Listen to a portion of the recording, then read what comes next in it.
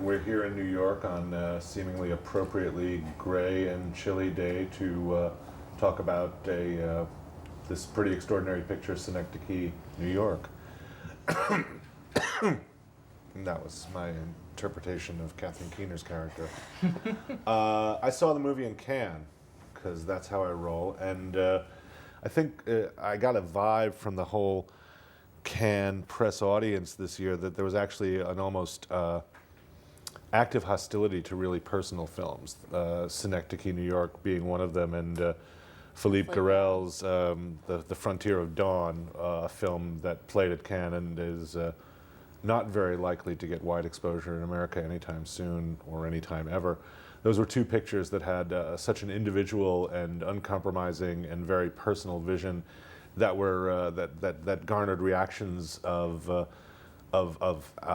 you know, either muted or outright hostility, which was kind of interesting. I think this movie, looking at it again and thinking about it more and thinking about the things the people at this table have written about it, it's interesting because the whole the whole trope of life as theater is, in fact, one of the oldest in literature and in and in art, and I think maybe that would be a interesting place to start. Well, being a huge fan of Kaufman's work as a screenwriter, I wanted to go into this film knowing nothing about it. I didn't read anything from Cannes. I was tempted to, but I didn't.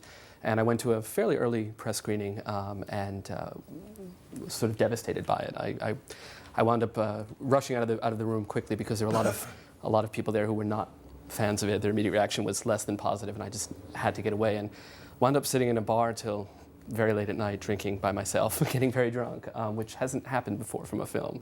So there was certainly that immediate reaction. Life itself usually does that, not the film. Exactly. So. Yeah, this film made me miserable for 2 weeks. And I finally found up the courage to go see it a second time once it was playing in the theaters. It was kind of spur of the moment, and I went into the theater. It was very crowded, which was wonderful, and somewhat less than the first time, but still as devastating, and as it was today, watching it again right before this. So. Yeah, you did some really interesting work in what you wrote about it, about Cotard syndrome. What is Cotard syndrome? I mean, we've I should alluded to it. I should let it It's this belief that you are dead. Are dead. You know, Right. or and decaying. that you don't have parts of limbs or That's right. something, that, you know, it progresses, I guess. You don't have an arm, or I don't have blood in my body is another one. And of course there's Right. a line with Olive, and you know, I don't want blood. But it's just sort of this steady increasing self-denial. You know, which is fascinating because it is solipsistic at the same time that it's self-denying, right? And the tattoo that falls off. Yeah. And I like the Hope Davis character, and again with the weird feet, right? You're rotting from the outside. But the Hope Davis character at one point says, "Why did you kill yourself?" Okay. And he asks her to repeat herself, "Why would you?" But there is this sort of idea that, you know, this whole thing is maybe a death fugue or something. And then there's a syndrome associated with that called Capgras syndrome. And there's the scene in here where he's actually going to the apartment to go clean for the first time and be mistaken for his anima, I guess. And he's pressing the buttons, and one of the people on the address board is Capgras, Mr. Really? Capgras. And what Capgras syndrome is, you mistake other people for strangers. And when he's kind of ranting in front of his crew, he says something like, you know, you wake up one day and your wife is a stranger to you. And that's sort of indicative of that sort of thing. This kind of, you're suddenly a stranger in your life. And I think it forces you to be introspective. I think it forces you to kind of lay yourself bare, if you will, in order to appreciate it fully. And I think people are very hostile towards that, especially people like that can't really stand a lot of that scrutiny, perhaps, that introspection. Agreed. Yeah, I didn't see it at Cannes, and if I remember correctly, it was because they press screened it late, but was listening to the Cannes buzz for months before I eventually saw it in Toronto. And I remember the first time I saw the film, I felt like I spent most of it trying to get my bearings and trying to figure out what was going on. And it wasn't really until when, you know, spoiler alert, when Hazel dies that I started to really feel the first time I saw it. And by the end of that first screening, I was in tears. But then the second time I saw the film, I kind of started falling apart immediately because I had some frame of reference from which to watch it.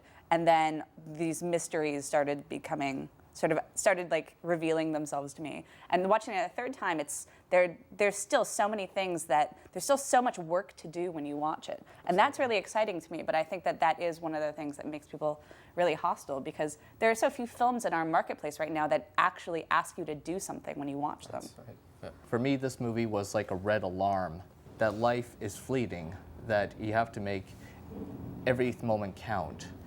And it's so utterly devastating when it also recognizes the fact that not only is life precious, but that it is so hard to live the good life. I think it's sort of remarkable that Kaufman chose this as his first film to direct, and it's such a complex structural exercise. You know, I think the easy comparison in American film is probably to David Lynch. It reminded me a lot of Mulholland Drive as I was watching it, and when I was sitting down trying to write about it, you know, I was stricken with sort of the same issues that I was stricken with most David Lynch films, in that I'm ultimately just going to be talking about myself for 600 words or 100 words or 800 words or however long I'm allowed, and it's just and it ended up being that way with Synecdoche as well. Is that as I was writing it, I was feeling like I'm actually just psychoanalyzing my reaction to it, you know, rather than talking about the film itself. The film itself is very elastic. Yeah, and I think in that way it produces a lot of really interesting criticism, but not necessarily good criticism. I mean, I personally feel like what I wrote about the film is a little too sort of in my own head. And I think the critical response, something Karina was saying before, is you know, Minola's piece and Ebert's piece also were very, very personal, very, very sort of first person. And I think the film, you know, it's almost impossible to sort of, I'm going to completely, you know, 100% objective, which is impossible anyway. But I think it works. I mean, yes, there's always that danger of somebody, you know, getting really sort of, you know, into themselves. And that was the night I saw it when I was very depressed. It wasn't so much that, oh wow, I totally identify with that. It's just the ideas, that things that just made me think about, you know, and that again is something I had not really experienced in a film. I mean, often we'll find a character and we'll say, oh yeah, I can totally relate to that. And it's not that it's you know, it's a pure sort of ego thing. It's something like much bigger, working on a deeper subconscious level. Well, one of the reasons why each successive viewing pays off so much for me is because I find myself picking a new scene every time and really paying attention to a solid idea contained in that scene that I never even thought of the other time I saw it, or, you know, picking up new things every time.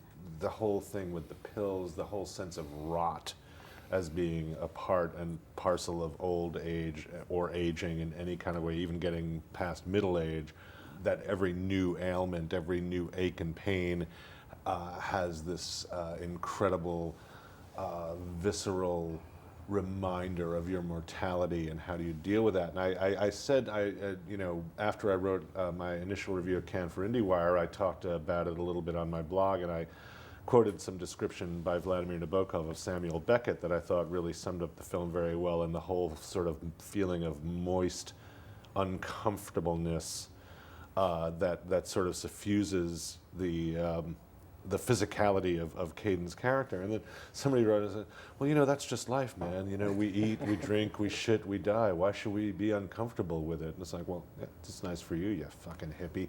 But the film wants you to be uncomfortable with it. I mean, it wants you to be uncomfortable. That's the shot of Caden, you know, with a spatula poking at his own feces is like, you know, a lot of people are just going to check out there. And yet, you know, this is what people worry about when they get older. You know, they deal with it in different ways. You know, someone less neurotic than Caden is going to have a better self-support system to confront those things, but they're there. They're there. It's really astonishing how he addresses those things. It's always a terrible fucking surprise. It's like, what the hell is that growing on me now? What is going on? Yeah. You know, I have to go to the doctor for this now. I can't believe that. I'm only. Oh, wait a minute. I am. I'm 35. Right. And so, you know, that compression of time as well is a wonderful thing. Like the first day in the film is actually 6 months, isn't it? Yeah. You know, it's unbelievable. And at the end, when he's aging terribly, his second daughter Ariel, she never gets any older. For him, it's always the same age. And so it's always this sort of, she's only been gone for a week. No, it's been a year. I need to buy you a calendar. And but I feel that. You know, don't you feel that? Absolutely. I can't believe it's December. I mean, that play between like what is actually happening and what is happening in his brain, and the way that those two things are fudged constantly is really fascinating. And I mean, just in terms of his ailments, I always go back to that scene where he's waiting for the reviews in the bar, and Claire is sort of sleeping on his shoulder, and he's playing with these things that are growing on his arm, and you don't know if they're actually growing there or if he's just really stressed out, and so he's thinking that something's growing there. It's just, it's inexorable, and the movie is about that inexorability. It's also about solipsism, because, and I think one of the cleverest things about it is that, the movie does not in and of itself condemn self-examination, because how on earth could it? But by the same token, there's this very funny thing that happens in the movie that, while Caden is exploring something that he wants to make brutal and truthful, the world is literally outside coming to an end. It's an apocalypse And he can't movie see as it. well, and he can't see it or he won't see it. And poor people are being rounded up into a bus that reads Funland with all the windows painted, with all these calmly happy faces on them. Yeah, well, There's some self-awareness about the film too, right? Because he is, this artist creating himself. Here's Hoffman, sounds like Kaufman. Here's Emily Watson playing Samantha Morton, and they're often mistaken for one another, aren't they? I mean, there's so much real brilliance in that self-awareness, and even the eulogy that the priest delivers on stage that says, fuck everybody. Yeah, I agree. Amen. That's it. It's that kind of solipsism that you're talking about, I think, is aware that he's aware of that. and one of the things that makes the film so watchable, provided you are hooked into it, is how it actually is rather brisk. It's like, whoa, the switches, the things that come into play. It's not 5 minutes after Diane Wiest character shows up, almost, that she's, in a sense, taken over and changed the dynamic and made this play within a play within a play that's supposed to be life within life within life, and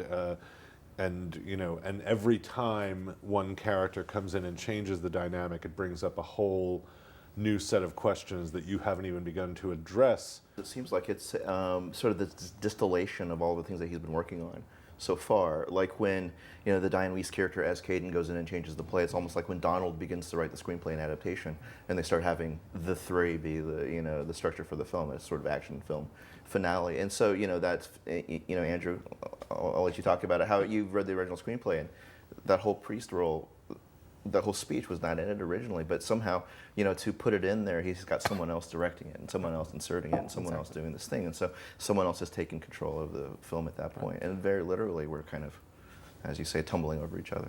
I think it's interesting how you mentioned adaptation. I mean, the idea, of course, the doppelganger idea, which is an adaptation. I mean, and he took that so far as to, I think, wasn't the official Oscar nomination for Charlie and Donald Kaufman. I mean, he even extended it beyond the work. And here we have the idea of a doppelganger again, but in, obviously in a much different way. But so, I mean, I guess I'd ask all of you. I mean, do you find yourself thinking about, what is he thinking? I mean, what goes through Charlie Kaufman's mind? I mean, that's one thing I find myself asking more than other directors. Like, I really wonder, what does he think about these ideas of death and all? Because death in the film is just horrible. Like, pretty much everyone's death is painful and alone or murder, or it's there's never just sort of this sort of peaceful someone going off. His own death is almost blissful, because His is, I mean, but it's when it's actually happening to you, you sort of fade away, but it's watching like the loss of other people that. But he can't even really do that on hurts. his own. He has to get a stage direction, Right. even how to die. So. But also, just to go back really quickly to this idea, this criticism that it's a sprawling film. I mean,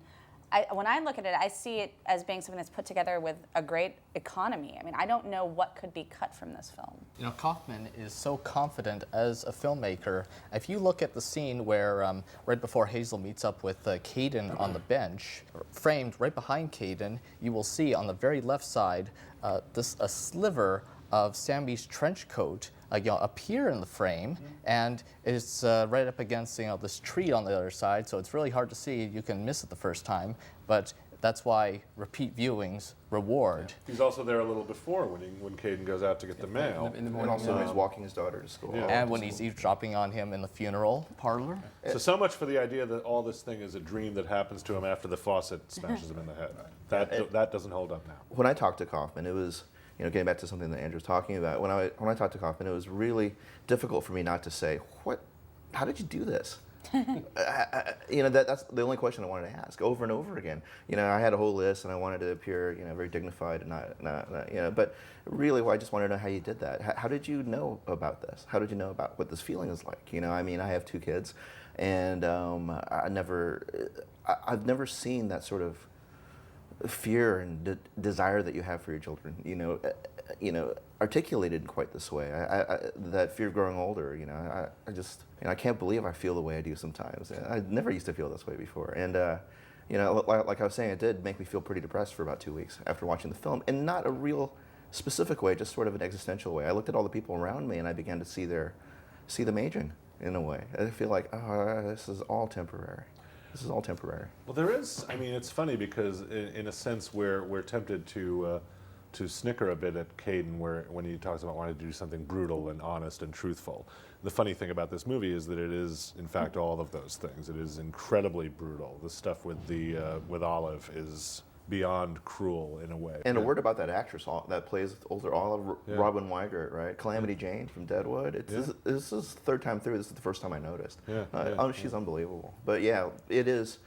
That scene is particularly devastating because I cannot imagine being estranged from my kids, and I can't imagine having to have this conversation with my child, and then I cannot imagine not being forgiven. It's just it's a string of outrages and calamities. And then that idea of being asked to beg for forgiveness for something completely fabricated, and going through that scene is so hard to watch. That is absolutely painful. I mean, again, as a parent, it's, and I love that sort of the secondary nature of that confession, right? There, you hear the translation going back and forth from English to German and then German. There's something so, again, the doppelganger thing, I guess, but there's something so perverse about that, really. There's always this sort of separation between the characters, between him and particularly and his child. And I love the image of the stool being covered with blood in his studio.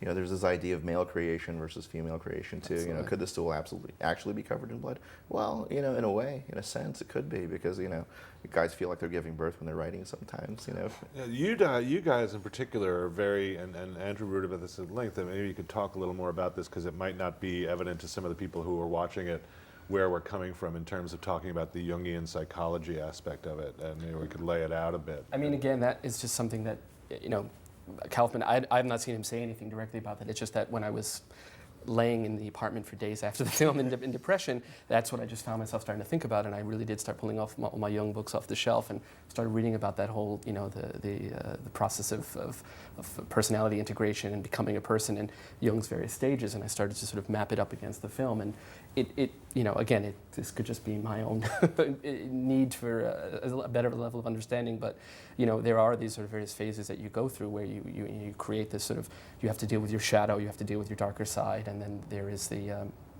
idea of the other, which is exactly what Sammy is, and then one of the last stages is the incorporating of our opposite gender, the anima, the animus, and whereas Caden needs to sort of envelop his anima, which he does. I mean, he all throughout the film he's mistaken for a woman several times, which is very odd. I mean, there's nothing when he's on the phone and there's nothing really that he sounds like a woman or looks like a woman, but people mistake him for that.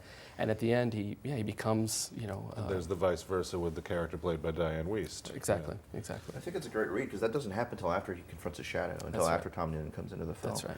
And I think it's validated as well within the screenplay because they say that's not Freudian at all. What does that have to do with Freud? And of course, there's this very public split between Freud and Jung. Right. Yeah, that's a good point. But of course, there's also the Travis Bickle philosophy. One should not spend one's time engaged in morbid self-attention. One should try to become a person like every other person. Well, one of the key scenes for me is when Sammy approaches Caden and actually gives him the address to where Adele is living, because he wants to see him lose more of himself, which is such a fascinating, such a creepy concept to just to lose yourself. The very fact that he distances himself from Caden, becomes Ellen, is another form of death. I mean, Caden is already dead, technically, in that respect. Yeah, and also there are very few concepts more fraught than the idea of cleaning your ex-wife's apartment. There is this feeling for me, though, that a lot of the lack of playfulness that some critics have leveled on this, you can find that playfulness in the play and language, and you see the play and language a lot. Like being John Malkovich, there's the receptionist who I don't know what you're saying. That doesn't My name understand. is Warts. Right. Yeah. You have warts, and so it's a very. I think that is very playful. When he says, "Did you say urologist? Neurologist?" Yeah. Oh, I just thought you said. So there is a playfulness in the film. I think the film at many times is really funny. The ultimate feeling of the film is not great. It's funny, but it's mordant. I don't think there's very much lightness to it. But The funny thing about Sam is that, of course, in killing himself, he succeeds where Caden has failed. Yeah. But the suicide goes all the way back to the rehearsals from Death of a Salesman, when the actor's like, "How did you like I did that crash? I tried to do it ambivalently this time." That's the actor later that can't walk, right? Right. So in a lot of ways, Sammy is the successful version of, Sammy, the Shadow is the more successful version of Caden in a way. He gets Hazel. Yeah. He has a successful flirtation and affair with Hazel. He successfully kills himself. All the things that are hard for Caden are easy for Sammy. It's one of the things he said in an interview, Kaufman, which really kind of made me smile, was that he said film is not like theater in that we go see a movie. Actually, when you see a play, every night something different can and usually does happen on stage. Yeah. And he said he wanted a film like that, where each time you see it, you notice something different. And I mean, obviously that he succeeded in that, and I thought that was pretty damn impressive, actually. Yeah. I mean, can you think of a film that has that same effect to that extent? Because I can't. No, I couldn't. A little bit in Rivette sometimes. And I don't know that Rivette is necessarily a conscious influence on Kaufman, but there is a bit in Love on the Ground, where the characters played by Jane Birkin and Genevieve Chaplin are rehearsing something, and the director says, "Oh, we have to get somebody in here to actually play these two." So there's a germ of the idea of synecdoche in there, but it could be entirely coincidental. That's interesting, because Voix of War is also about stagecraft and the sort of the blending, the shifting. That's interesting, Rivette. Well, I would say in response to that, probably I've only felt this way about movies that are very subjective, that are very much, that slippery for me for whatever reason. That, like you say, the first time I see it, I'm sort of struggling to keep along, but the second time I see it, I'm devastated by it for whatever reason. I don't know how popular this answer will be, but I like some of Wes Anderson's films. Like the first time I saw Royal Tenenbaums, I didn't really get it. The second time I saw it, I haven't been able to see it again since my father passed away. And so there is something that about some of these films that acts different, like a stage play, that acts increasingly subjective the more that you see it. That ultimately becomes a mirror to your experience. I think the comparison with Anderson is apt, the way he packs the frame with a lot of details that you're not necessarily going to catch on the first time, particularly Tenenbaums, which is supposed to be New York City, but is very much a completely created reality. Obviously the tone is a lot different. Anderson is, I'd say, a bit more, a bit sunnier, and just more wry rather than rueful. But there is, it's not as if they're lacking in tragic sense either. But I think the comparison is absolutely apt. And I think we should be careful not to describe this film as a movie about depression, because I don't think it is at all. I think it's about experience, and that, if some aspects of experience are depressing, so be it. But there's also the little moments that make that perhaps worth it.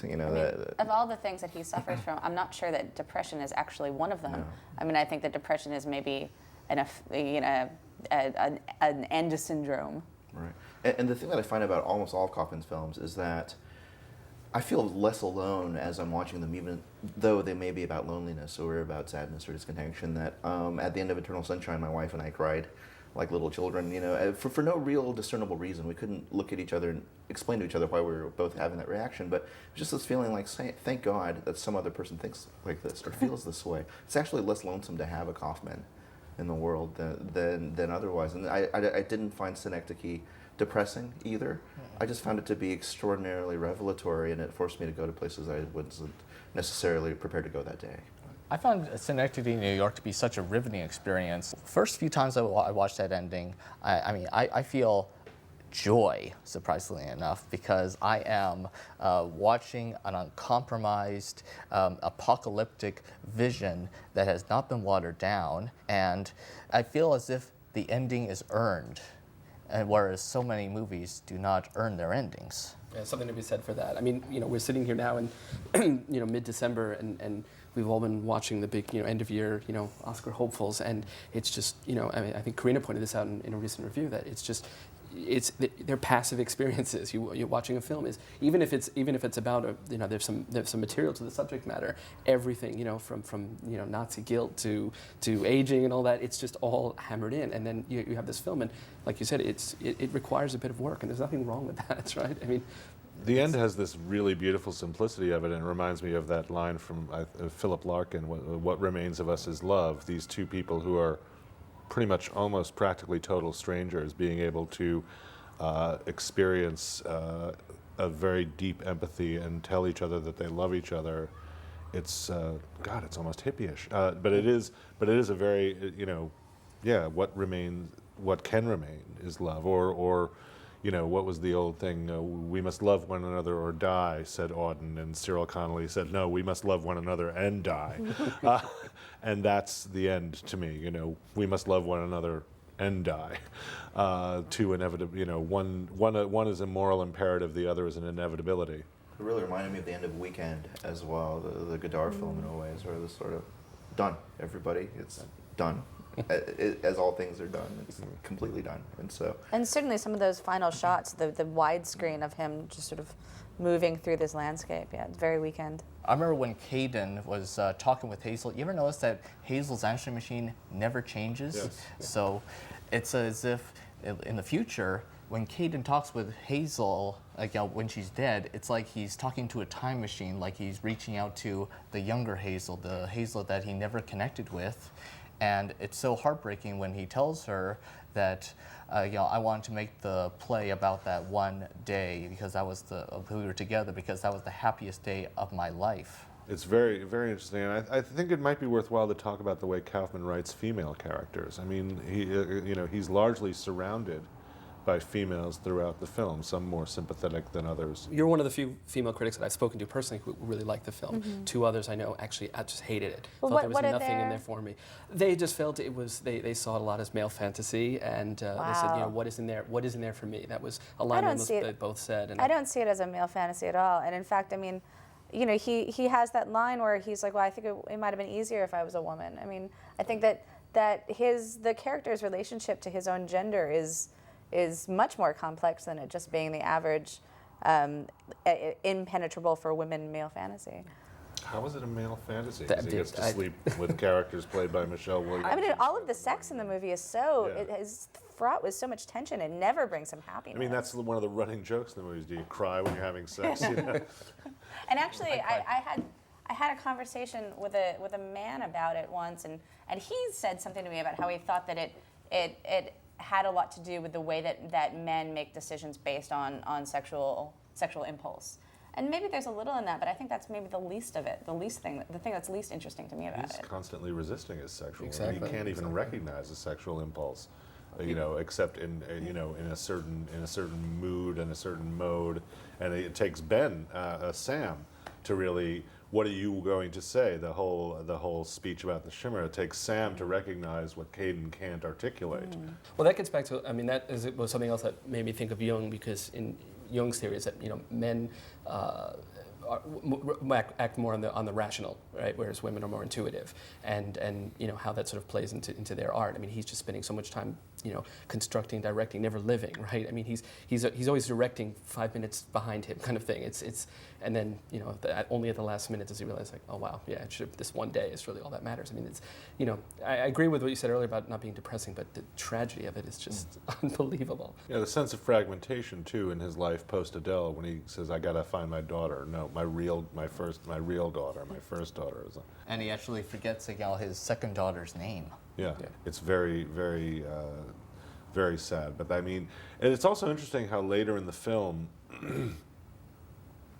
the scenes tend to have a more realistic feel as the film progresses. With the exception of the sojourn back at Hazel's burning house. But once you've got that huge warehouse set established, then parts of it become very cut and dried in terms of depicting artistic process and practical matters involved in making even a smaller scale theatrical endeavor, and it takes on a slightly different tone in those scenes. I love The House on Fire. I love it. The first time I saw it, I thought, wow. The first time in the film that I saw it, I thought, hey, that's interesting to me. By the end of it, it feels less threatening and more warm, like a hearth, if you will, when they're lying in bed and there's sort of fires flickering against their face and everything. In the beginning, it's like, yeah, I like the house, but I'm afraid of dying in the fire, sort of thing. At the end of it, there's this sort of real warmth and everything, and it just, so much you can pull out of that, I think. The fear of a 36-year-old woman buying a house on her own, being alone, and then by the end of it, the sort of grandparents in a bed, you know, in front of a fire with this legacy behind them. And yeah, very sad, again, very tragic, because we know what the reality is, the house is burning down. But if we can look at the house as sort of, well, it's clearly a metaphor. Here comes the hate mail, right? It's a metaphor. But No, that's what got people hung up the most, right? A lot of critics It just did. stopped there. There was a Right. house on fire, and I didn't get it. I hate this Right. movie. You know. these same people will be the ones that are pounding the drum for better American films, and you know, why does Hollywood give us, you know, Clint Eastwood, and why do we do these things to ourselves as an industry? But here it is, right under their noses. And I wonder if this film would have been better received if it were done by the Dardenne brothers, or if it were, you know, Godard's last experiment on digital video or something. You know, I wonder if it would have been better received if it were subtitled. Yeah. Because, you know, it seems like with American film, there's this real resistance to the quality that we actually do produce. You know, you talk about the greatest film year ever, 1939. How many real people actually can name more than 2 or 3 films from 1939? Maybe 5, maybe 6 films from 1939. And I think we make at least that many great films in the United States every year. It's just a matter of our being open to that possibility. I mean, I think Synecdoche is really a masterpiece. I think it's really going to be one of those movies that a lot of people look back on, if they have any kind of introspection at all, with regret that they missed the boat the first time around. It is kind of a remarkable piece, especially to be produced by this industry. And for a movie that's so solipsistic and can be so much about the experience of feeling alone, I think it's it benefits from being watched with a crowd and being seen, you know, in the traditional movie theater environment. You know what I like about Kaufman, though, is that he does have these grace notes in all of his films, it seems like, where one of the characters says, "I'm so happy right now. I'm so happy right now."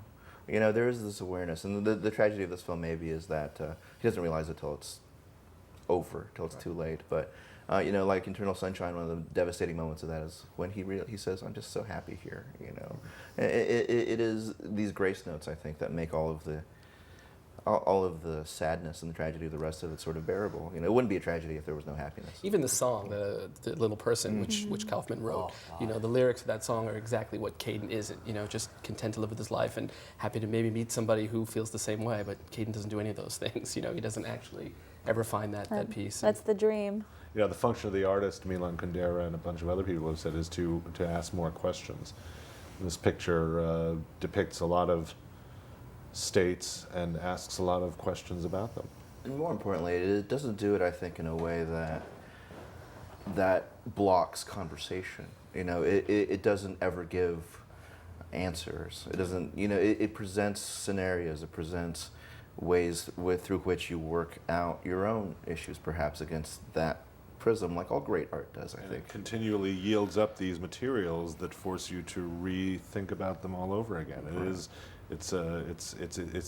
a way, it's a once it makes contact with your own mind and consciousness, it becomes a self-generating piece of art. I compared the film to Nietzsche's Abyss, as you know, that sort of thing that he says. It's like you look into it, it looks into you. It's just it's an archaeologist or an anthropologist of the viewer, which is, it's rare. I don't know that there have ever been that many artists that have done that with this sort of seeming effortlessness. I had a feeling watching the film too that this work could be produced in no other medium. This could not be poetry. This could not be literature. This could not be opera. It has to be what it is, and it's edifying for me to have a film that is film, that is filmic. Well, it's the only medium that could carry this. I'm sure they'll find a way to turn a Broadway musical. Right. Video game. Did anyone see Cronenberg's Fly Opera? I did not. I did not. Actually, this might be an interesting video game. There are multiple possibilities for gameplay. You know, I'm not one of the guys. I'm not one of those folks who believes in the utility of art per se. But you know, you'd be. I think, you know, if you're engaging it and you say, well, it didn't hit you where you live, you'd probably be lying, you know. And that's the funny thing about it. When you talk about there being no snark, no, there isn't snark. He's going for an emotional response with this thing, and you know, I think he gets it. And it's just something. I think a lot of the time these days people feel put out to be even asked to have an emotional response, like a real emotional response, not an emotional response that is conversant with your social training, where you tear up at a movie where you're supposed to tear up at a movie. This movie demands a genuine, as much of a genuine, visceral palpable emotional response is what he's put into it. And that is one of the things that makes the film unique, and it is one of the things that makes a lot of its detractors incredibly uncomfortable. Yeah. I just want to know how many times it's going to take till I can watch the film without needing a drink.